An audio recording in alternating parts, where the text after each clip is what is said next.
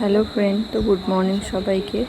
তো দেখো, আজকে তোমাদের একটা জিনিস দেখাবো বলে আমি মানে ভিডিওটা করছি। তো সেটা হচ্ছে আমাদের গাছে কত বড় একটা ফুল হয়েছে, তোমাদের দেখাবো। তো এদিকে আমি ছেলের খাবার বসিয়ে দিয়েছি, সকাল সকাল সব কাজ করে নিয়েছি। দেখো, আজকে একটু উঠোনটা পরিষ্কার করে ঝাঁটও দিয়ে নিয়েছি, কারণ সামনে পুজো আসছে। একটু উঠোন এই কদিন ধরে বৃষ্টি হচ্ছিলো, পাতা ঠাতা পড়েছিল। তো দেখো, এই দেখো ফুলটা দেখো কত বড়। আমি জানি না তোমরা ফোনে বুঝতে পারছো কিনা, কিন্তু সামনে থেকে দেখলে সত্যি মানে অনেক বড় ফুলটা।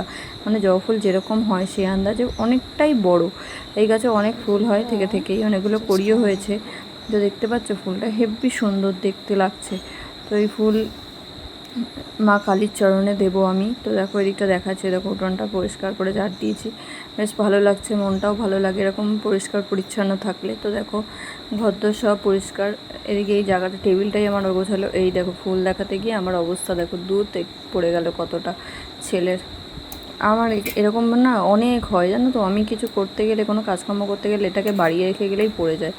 ইন্ডাকশানের এটা করা মানে খুবই একটা মানে অসুবিধা হয়। কমিয়ে দিলে আস্তে আস্তে হয়, আর বাড়িয়ে দিলে প্রচণ্ড তাড়াতাড়ি হয়ে উতলে পড়ে যায়, কি বলবো।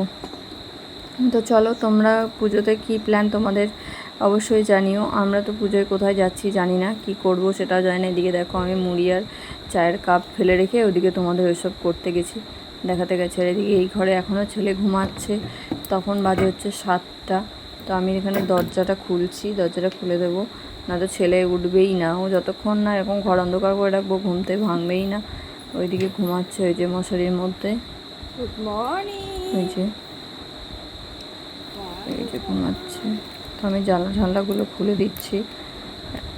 এই যে আমি হেডফোন নিয়ে শুই, অথচ আমার হেডফোনে কিচ্ছু শোনা হয় না জানো তো। আমি হেডফোনটা নিয়ে শুই ঠিকই, কিন্তু ফোন আর আমার দেখা হয় না।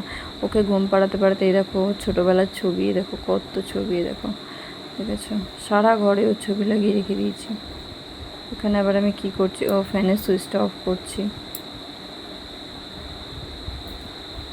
ফ্যানটা চলছিল না, পর্দাটাকে এই মশারিটা খুলে দিলাম।